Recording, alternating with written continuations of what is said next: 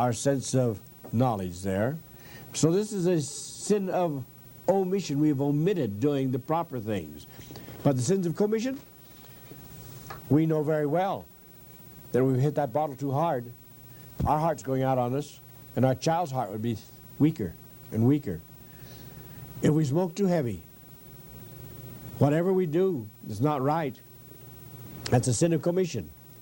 And if we know better and we don't do anything about it, that sin will be on our shoulder. That's why it's a commission sin.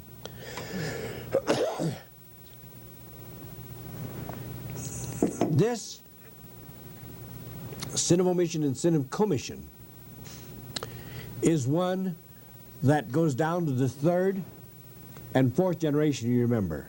Why the third and fourth? Because, look around, those who are in a line whose parents have had heart trouble and grandparents have had it, and grandparents and great-grandparents, go back to the third generation, and the person who has carried that heart condition through 3 generations is a pretty weak soul. They can't make the fourth. It might be the liver, it might be the spleen, it might be something else. But whatever it is, folks, by the 4th generation, it's either stillbirth or a few days in death. They can't go past the 3rd or 4th generation. And we in the world today are on the skids. We are at the 3rd and 4th generation. Why did the Lord say the 5th or 6th? We couldn't make the grade. We couldn't get to the 5th or 6th. That's how severe it is. So that's where we are now. But each time we come down, we know we made mistakes, as I have made mistakes, as you have made mistakes. And the next time around, we want to live so that we can overcome these mistakes. And so how do we get here? Don't blame your parents because you had a bad heart. Don't blame your parents because when you were born, you got diabetes. Don't blame them. Blame yourself because you knew that you had to come down through that line of the inherent weaknesses to get the type body you have got. We're not all born with perfect bodies. Far from it. Far from it. I was blessed to be born through parents who handed me a package of rheumatoid arthritis. And that package was such that for 70 years I have suffered with it. And I'm in my 10th anniversary of my 7-year cycles. Every 7 days, 7 weeks, 7 months, 7 years. You go through these cycles where for 6 days, 6 weeks, 6 months, 6 years, you accumulate toxic poison and you dump on the 7th. I'm on my 10th anniversary, and I'm dumping for the year. Holy cow. I asked for it. I asked for it. I don't want any sympathy. Just want some ridicule. Why don't you snap out of it? Come a little closer. This body that I have was crippled when I was born. I've spent 7 years in wheelchairs, 9 months, a year, 14 months at a time. I've been on canes and crutches. And I praise the Lord that in my 10th anniversary now, sure I might be sniffling around, but I'm still able to get around, and I'm grateful for it. Medical science said I wouldn't live past my 40th year. I couldn't make it. I had cancer. I refused to have it removed. Removed. Lance tapped and drained. I had a broken back, and I wouldn't allow them to fuse it. I had many other things wrong with me. I wouldn't let them take the thyroid out. I wouldn't let them do a lot of things. And so they said I couldn't live past my 40th year. One of those 4 eminent physicians, bless their souls, they went their way and followed their instruction manuals. And I learned about another way to go. The way the Lord opened up. That's when I wrote the little booklet, Just What is the Word of Wisdom? Right, it came to me at that time. And from this, 3 of those doctors are dead. The 4th one's on the skids. And I am doing 100 to 120 cities a year. And I love every minute of it. And the reason, I've been blessed. I have been blessed that I was so sickly and have been so sickly all my life. With every type, you name it. I'm just grateful the Lord was kind enough not to give me the diseases you ladies have.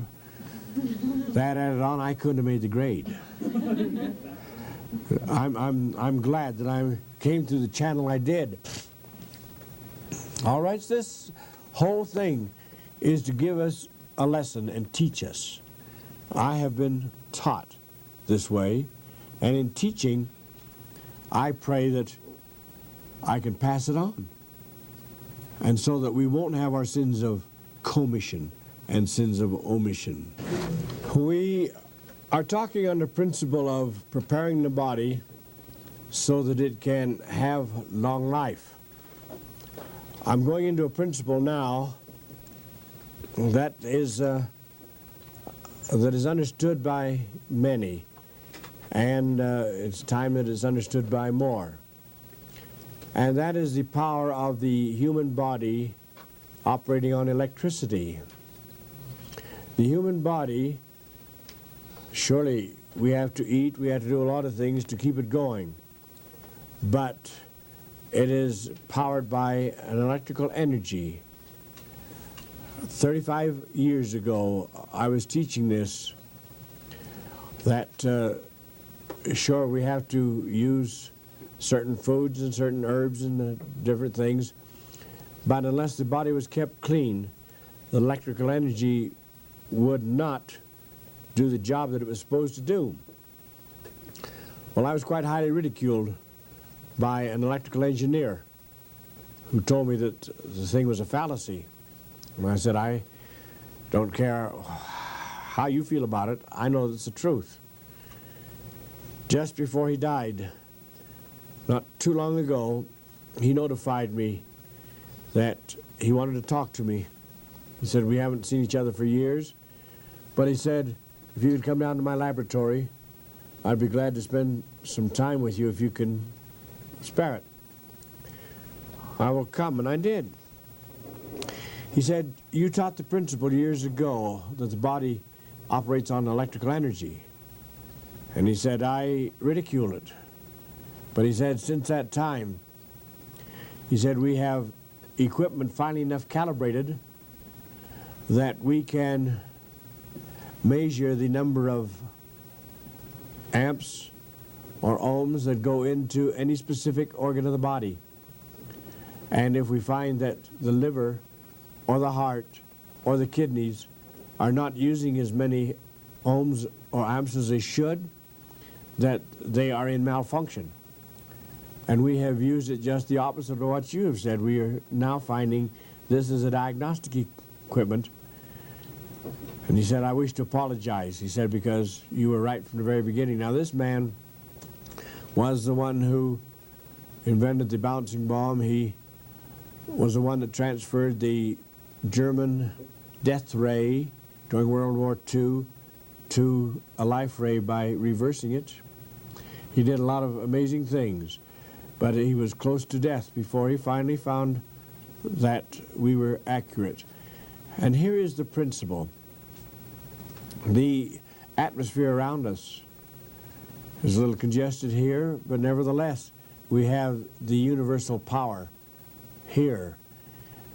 Prana, call it what you wish. It is over the entire atmosphere.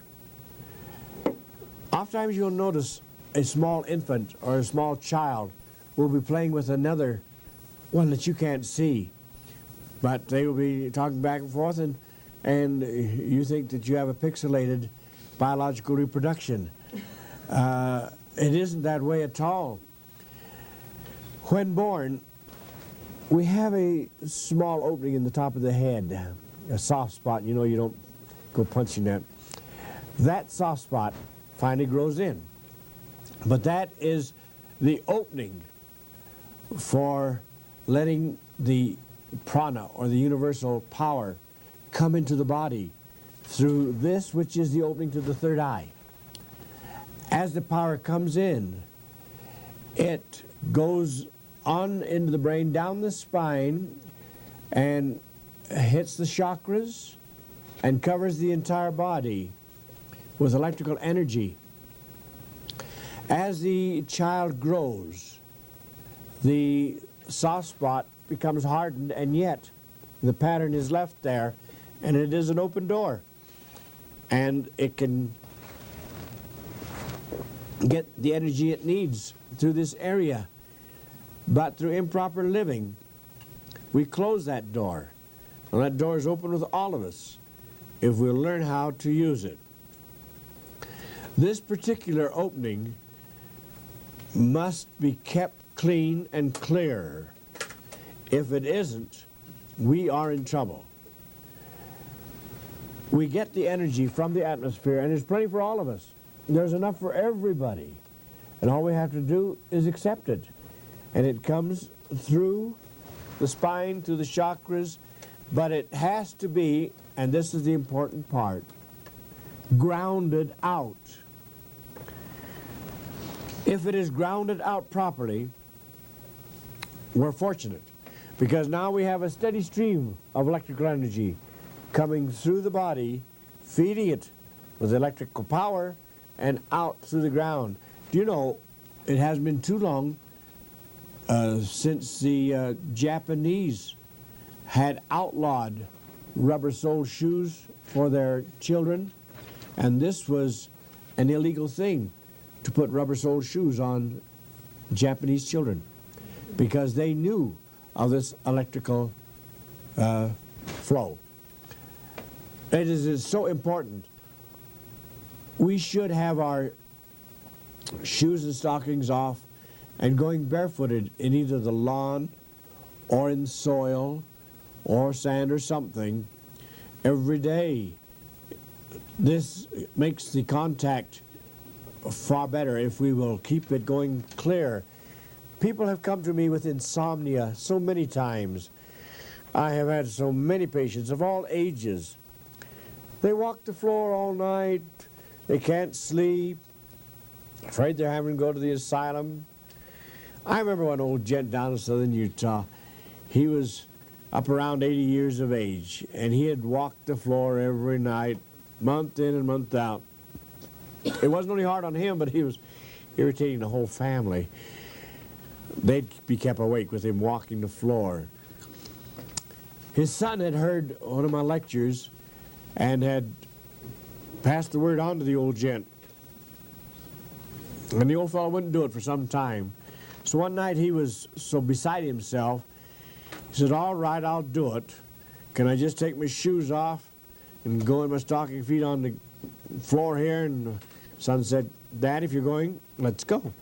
He took him by the hand and took him outside, took off his shoes and stockings, and he walked him around the lawn there for about 10 minutes. And the old gent hadn't slept for so many months, except snooze for 15, 20 minutes, and then wake back up again, walk the floor. The next morning, they had to awaken the old gentleman. He had slept all night long like a baby, and they had to get him to wake up. And we've had so many of these cases because when we get static electricity in our body, it loads in, and the prana or intestinal or universal juice cannot go through. And so it gets stopped. Here we have got the entire principle of cleanliness once more. When we look into the iris of the eye at 12 o'clock, if you have a black line at 12 o'clock, the animation lifeline is in malfunction.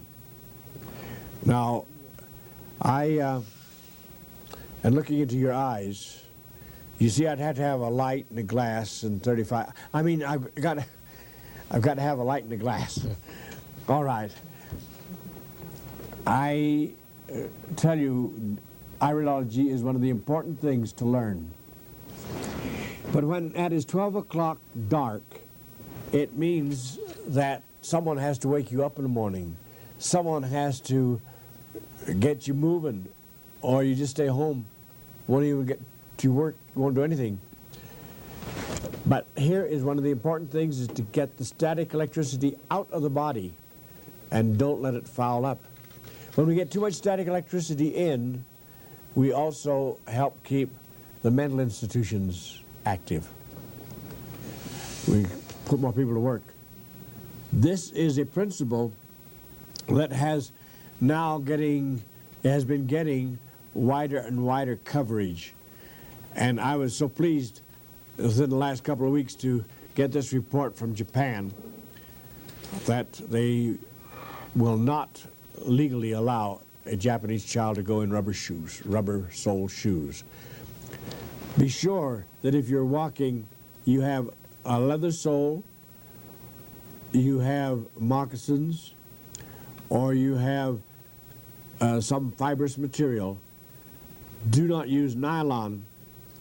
Do not use any man-made synthetics, because you cannot get the electricity out of the body with this. We have to now think about the entire body, because it isn't only through the seeing eye area that this electrical energy comes.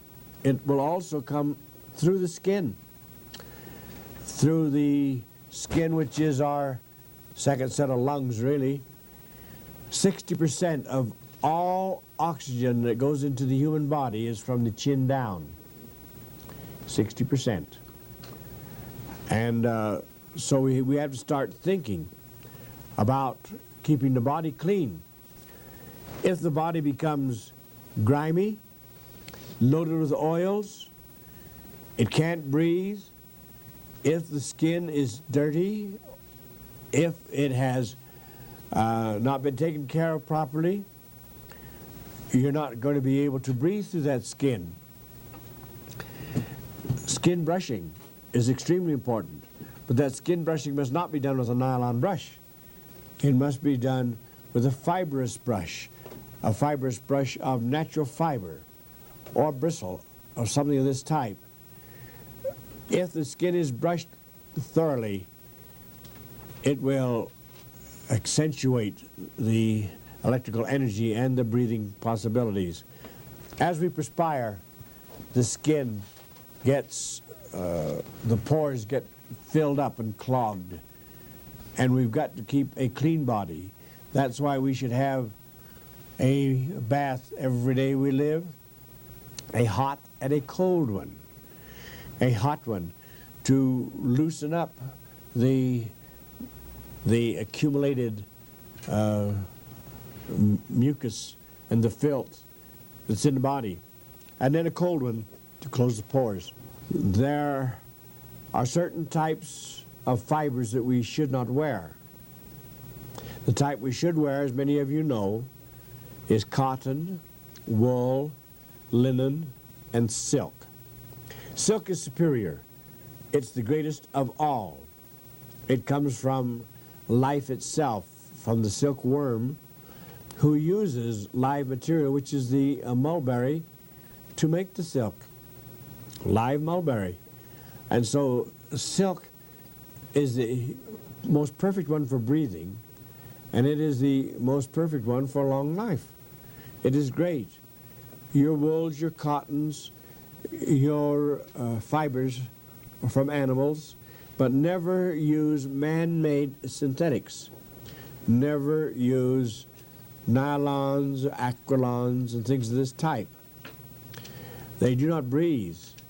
What really bothers me is when I see some of the sleeping bags that are made up of synthetics, and the individual is hemmed right in.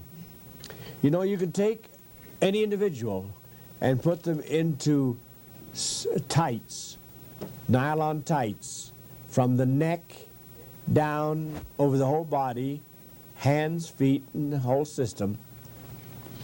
That individual will not live past 90 days maximum. I don't care how healthy they are today. It's like the little lady in Goldfinger.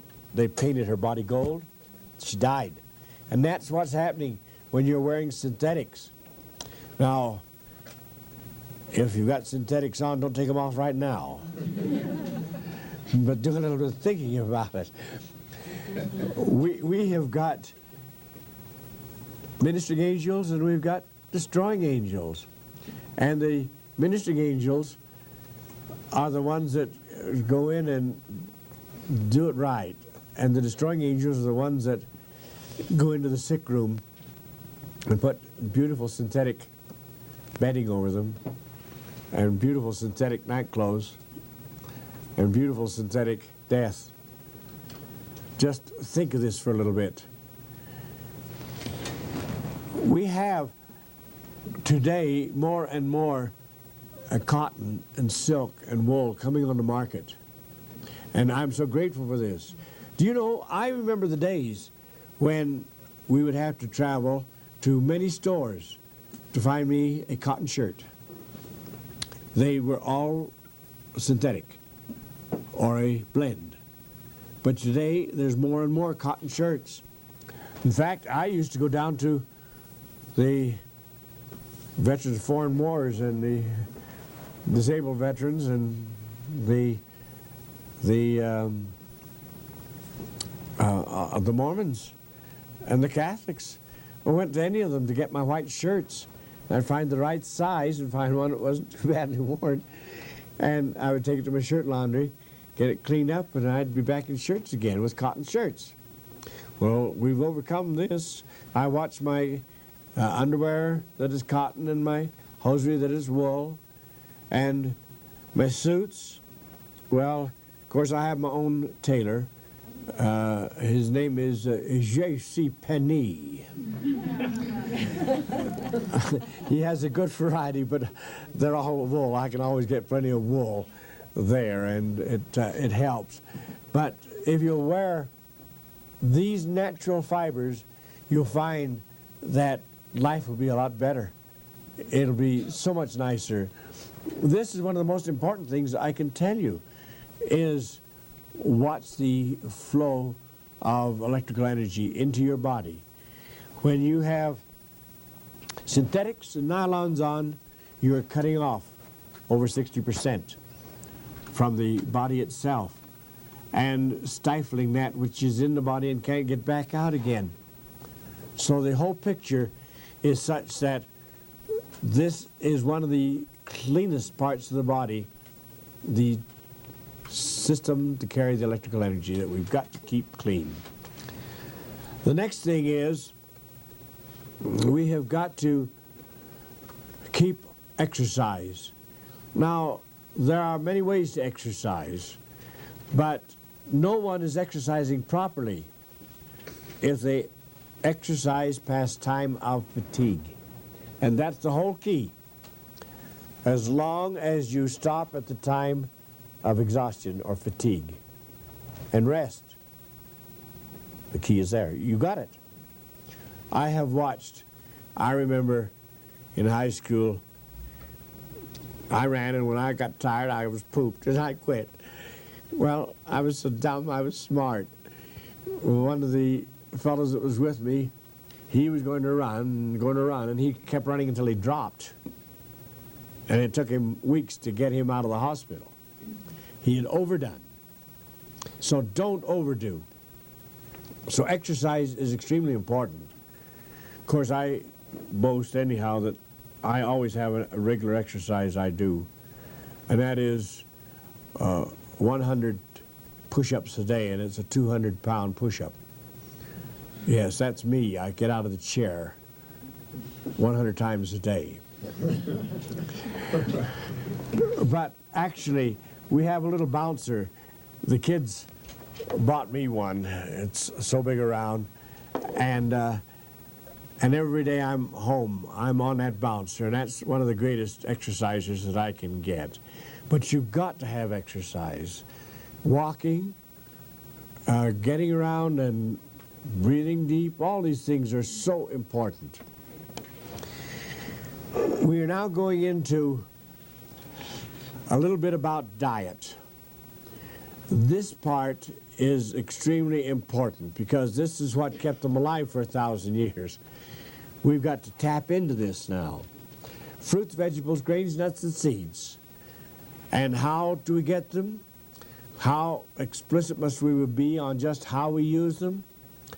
I was down at a health restaurant down in Winslow, Arizona, I believe was the name of the place. It was one of the best restaurants I've ever been in, but I partner didn't go in because on the wall just before we went into dinner was a chart, and it said, this is the way food should be eaten.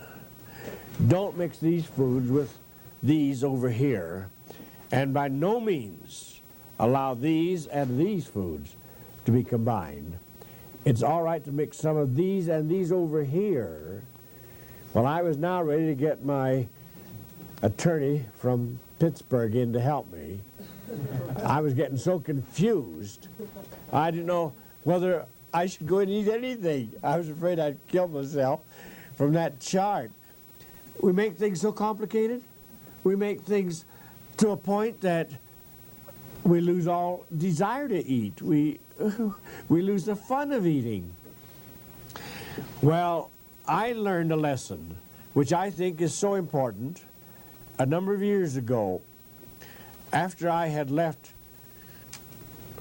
my lecture in Denver, I flew on over to a couple of other cities, and then I was lined up in Albany, New York. Well, it gave me a couple of weeks before I hit Albany, but when I got there, I was approached at the airport by a staff that had come to meet me of ladies, and each of them had a great big yellow badge about so big around on, and in black it said, "Ask any gorilla." Well, now they had picked this up at my lecture in Denver, and so they had these badges printed up special, "Ask any gorilla." Well, the principle is this, and the principle that I've taught for years. Sure, the gorillas may not be quite as smart as we are because they don't go to school. But in other ways, I think they're a lot smarter than we are because they don't go to school. The gorilla does what it says in the first place. We're supposed to eat under our own fig tree. In other words, under your own fig tree. That means any areas where you're living, an apricot or an apple or a peach tree, it's figuratively speaking. But under your own fig tree, and the gorilla lives under his own fig tree in that area. And he browses around and eats what he wants to eat. But what does he eat? Fruits, vegetables, grains, nuts, and seeds. They are as close to a vegetarian as you can ask for. They live to be 150 to 200 years of age. Even when they're sickly and on their last days, and it's generally from accident when they die, I don't think there's anybody in here husky enough to take on a gorilla. I really don't. 2 falls out of 3. And I think I'd be on the small end before the first fall. But that gorilla is husky at 150 to 200 years. And you say, well, if he eats fruits, vegetables, grains, nuts, and seeds, where does he get his protein? He can't do it. He can't? Well, he does. And if you don't believe he has plenty of protein and calcium and other things in his body, check any gorilla at 150 years of age. And they have their own hair, and they have their own teeth. Can you beat that? They are healthy. Why? Because I feel very strongly that this is the animal that the good Lord left around for us to have ridicule us. Because they are living like they lived from Adam down to Noah on fruits, vegetables, grains, nuts, and seeds and do all right. They're just not quite as smart. Now, the only way you can tell a difference between the organs of a human and the organs of a gorilla, if they're lying here You could pass, everyone in this room would pass by and it'd be hard to tell which one was which. Some smart cookie would say, well, this one looks healthy and the other one, that must be the gorilla. All right. The other one might say, well, this one has a little larger brain. That's, that was well put, but it works the other way around. We've got the larger brain, but we don't use it. Now, this, every organ in the human body and every organ in the gorilla is identical, except some are smaller, some are larger. Now, the brain is smaller in the gorilla, but that has been a great blessing to it because it can't read and it can't get some of the negative things that we get in our reading. So outside of that, I think let's eat fruits, vegetables, grains, nuts, and seeds in their wholesome state. I mentioned that word before. I'm going to mention it over and over, wholesome. Let me just give you an example of what I mean by wholesome. We are told not to use